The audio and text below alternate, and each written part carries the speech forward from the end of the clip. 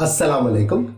In the last class we studied a capacitive circuit which is connected to an AC source. In this video we will discuss a series RLC circuit which we are going to connect to an AC source. For that I take a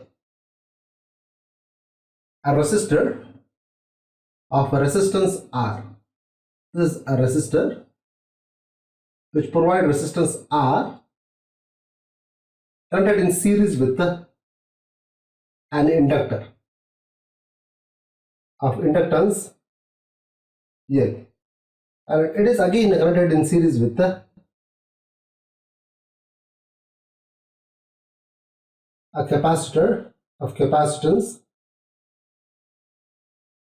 C. So here a resistor of resistance R, an inductor of inductance L, and a capacitor of capacitance C are connected side by side. We know when the components are connected side by side, we call such combination as series combination. So here resistor, inductor and the capacitor are connected in series with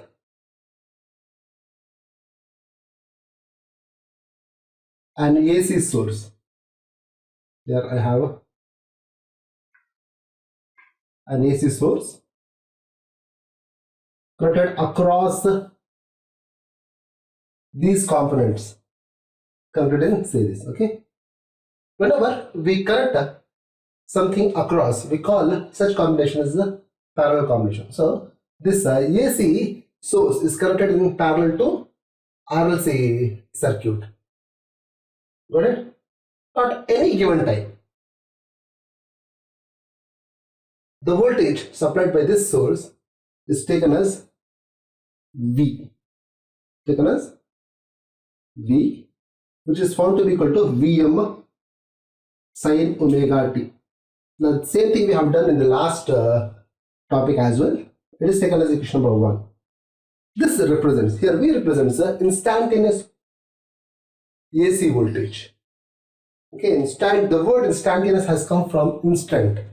That means at any given time. Alright, now I'll go ahead. When we discussed capacitive circuit connected to an AC source, there at the end we drawn a phasor diagram. Here I will draw the phasor diagram of this RLC circuit by combining the phasor diagram of pure resistive, inductive and capacitive circuits. Let's see how I do it. This is Y axis, this is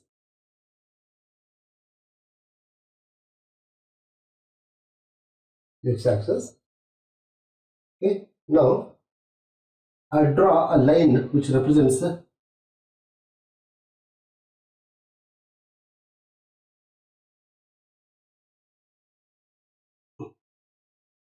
VR. Okay, this is the VR, and now before that, here actually what I am going to do, I will draw a line OI. Draw a line OI. Now this forms a phasor. I represent this one as the reference phasor, and it provides me current I. So line Y, which represents a phasor taken as a reference, with respect to which I draw few other phasors. Now first this line, this represents line OA. This line OA represents a phasor. This phasor indicates a voltage across R. That is VR. It is drawn with respect to with reference to this phasor OI, which represents the current in this circuit. At any given time, the current flowing through this circuit is I. As a result of that, a voltage drop is observed in these three components. The voltage drop across R is found to be VR, and the voltage drop across L is a VL, and the voltage drop across C is found to be VC. That I am going to show you here. Then next, draw a perpendicular line to this. This is a perpendicular line. I name this as OB. This represents V C. Now I draw one more line which is perpendicular to OA. Now I draw that in this direction. This is perpendicular to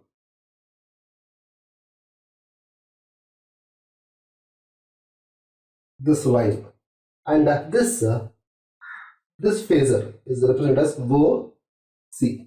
Here OC, the phasor OC represents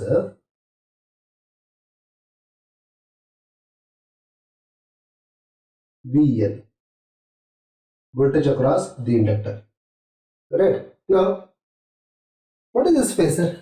Repeatedly I am using the word phasor. Phasor is nothing but a vector. Nothing but a vector which represents an electrical quantity. That may be either current or voltage. A vector which is used to represent a current or voltage in a given circuit is usually referred as phasor. Okay, so all these are nothing but vectors,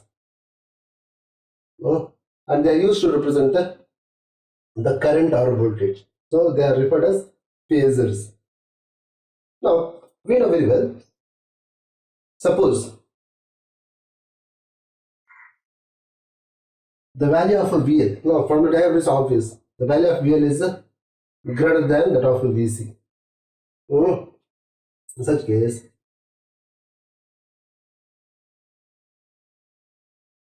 the resultant of VL and VC in a LC combination is taken using additive law of vectors. What has to be done? See, I take this much length here. Now, to add these two, to get the resultant of these two phasors or these two vectors, I just reverse this and place it here. This line is of the length of OB. Okay, now what is left here actually provides us the value, resultant value. That's nothing but VL minus VC. When this is subtracted from the entire length OC, what is left here provides us the resultant value, that is VL minus VC. Is shown here. Now, if you look at this diagram, you will find that the angle between OA and OB is found to be 90 degree. Similarly, the angle between OA and OC is again found to be 90 degree. Alright, and here this angle, the angle between the x-axis and OA is taken as omega t. Remember this. Now I am going to make certain changes to this to find the resultant voltage in this circuit. I will draw a line parallel to OA from the tip of VL minus VC. Okay, I will do this. Okay. Draw a parallel line to this. Then I do the same thing. I will draw a parallel line to this from the tip of O A.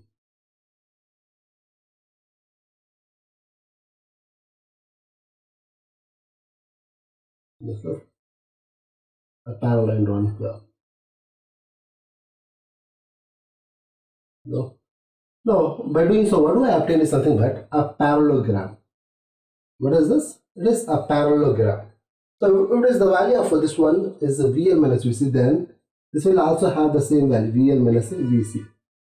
The similar way, then the value of this line OA is VR, then the value of this line will be equal to VR from this. Now next, here I draw a diagonal. Now it goes like this and joins here. The diagonal of this parallelogram provides the peak voltage VM. This is taken as V. Yeah, okay. The peak voltage. I'm going to find out the value of a VM by applying parallelogram law of vectors. Clear? So, by drawing two parallels, I have obtained a parallelogram. The diagonal of that parallelogram provides me the value of Vm. So here to get the value of a Vm, I am going to use the parallelogram law of vectors. Okay, so how I do it and what does it say? Let's find out that. Here Vm square of Vm is found to be equal to square of the adjacent sides. The sum of square of adjacent sides.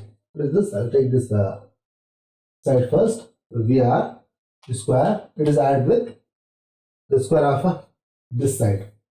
VL minus VC whole square. Okay. Now from this, VM value is found to be equal to Vm can be obtained for Vm square by taking square root. So square root of these things, VR square plus VL minus VC whole square. Clear? Now I am going to substitute the value of VR, VL and VC in this expression. If I do so, what I'll get? I'll get this.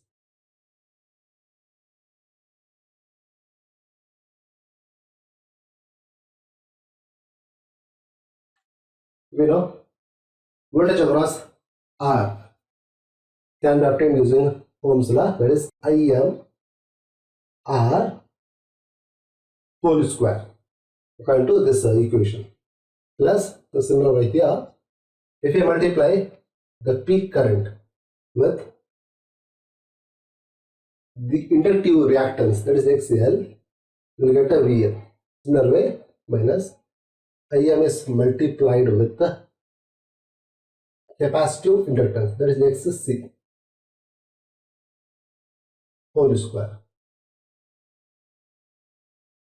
So I will make certain changes to this to make my work easy. What is that? VM is the pass switch, and here I just expand this as IM square R square, and here IM is taken out. When IM is brought out, as we have a square here, so it becomes IM a square. So this equation obtains something like this: IXL minus XC whole square. No? Done this way. Now what is the common term here? If you look at this carefully, you'll find that the common term is IM square. So it is taken out. I'll write this in the next step. Look this. So VM is found to be equal to, here IM square is taken out. So what comes out is root of I M square.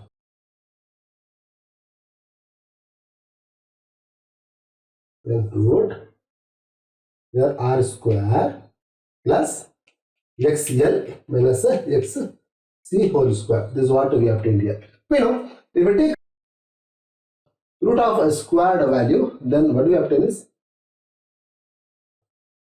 this square will get cancelled. Yeah, and I'll obtain this. Vm is going to be equal to Im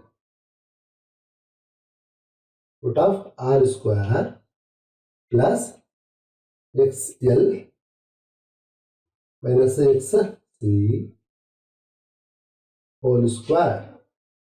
Okay, this is what the value of V. Yeah, I write this one here. I'll do one thing. We know according to Ohm's law, V equals to IR. Now from that, R value obtained to be equal to V upon I. Okay, or from this, by cross multiplication, Im value can be obtained. What is that? Im is kept as such, and this expression is brought to the left hand side. So Vm will divide Vm divided by root of R square plus xl minus xc whole square is what we obtain. Yeah, and here this expression provides us the total resistance offered by this circuit to the flow of current. You know, the resistance, the total resistance offered to the flow of current by a circuit is usually referred as impedance, the representable letter Z. So this can be written as, in the place of this I write Z. So here from this expression, the value of Z is nothing but root of R square plus XL minus XC whole square. This is the final expression which provides us the impedance provided to the flow of current by the series combination of RL and C. Clear? And what is this impedance means? As I told you, it is nothing but resistance to the flow of current. Now suppose we have a resistor in a circuit through which the current is flowing. The opposition to the flow of current is called as resistance there. In the place of resistor, if we have capacitor or inductor, then the opposition to the flow of current is usually represented by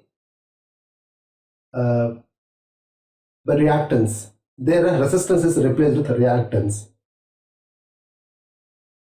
If we have a circuit which opposes the flow of current, then there the resistance is usually represented by name impedance. We use the term impedance to represent the opposition to the flow of current by that circuit. Remember this. That's why we have used Z, which represents the impedance here. And one thing I will tell you here. Okay. Now I use the term parallelogram law of vectors.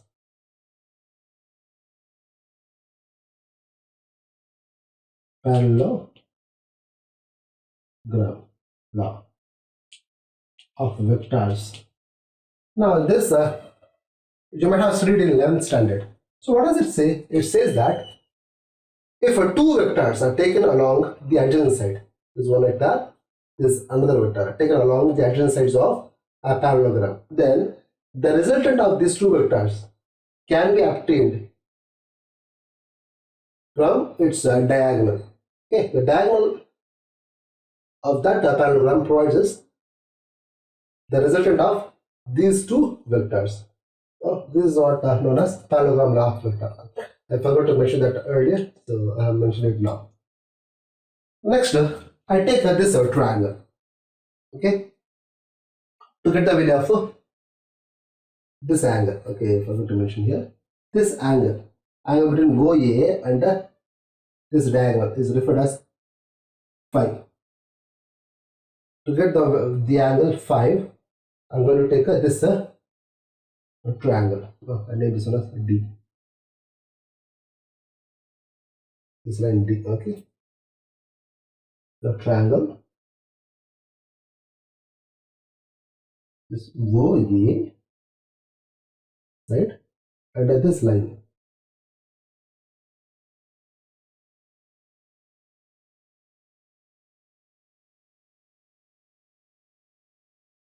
OD, and we come to here. Do that this way, and here the angle is 5.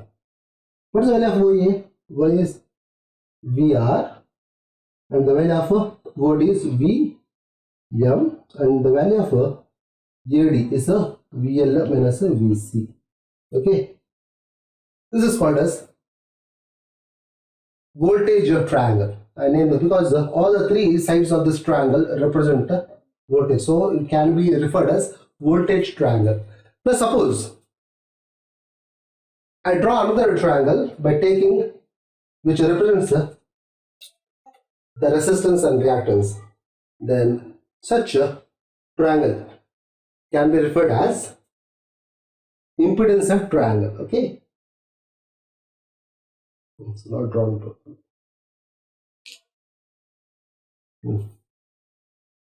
This must make an angle of 90 degree. Camera must be taken while drawing this one. This must make an angle of 90 degree to form this right angle triangle. Clear? I'll draw it this way. Now again, I draw one more triangle of the same kind. Now this represents impedance instead of voltage. Clear? Here XL minus XC, and this represents the total impedance Z, and this represents R. Okay, this is another triangle. And this OA, this OD. This is called as voltage triangle. This is called as impedance triangle. Now from this two, one can easily get the value of 5. You see how to do that? To get the value of 5, I take a tan of 5. Tan of 5, which is nothing but opposite side divided by adjacent side. What is the opposite side here? So, in this triangle, this represents the opposite side. So, VL minus VC. The value of opposite side divided by adjacent side. What is that adjacent side?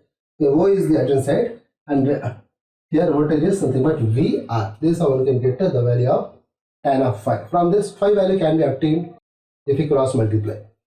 And I apply the same method to this triangle. I will get the opposite side to be equal to XL minus XC divided by R. Okay. And now from this, if you want to get the value of 5, what you need to do? It's very simple. Keep 5 here and take a tan this side. Come tan inverse of VL minus VC upon VR. This can be written in terms of impedance by taking this term here within the bracket. Okay, this is how one can easily obtain the impedance offered to the flow of current by this series combination of RL and C, and the value of 5 using parallelogram law of vector and triangle law of vectors. I hope the video is useful. If you have any kind of doubt related to the topic, can you put questions in the comment section. Thanks for watching.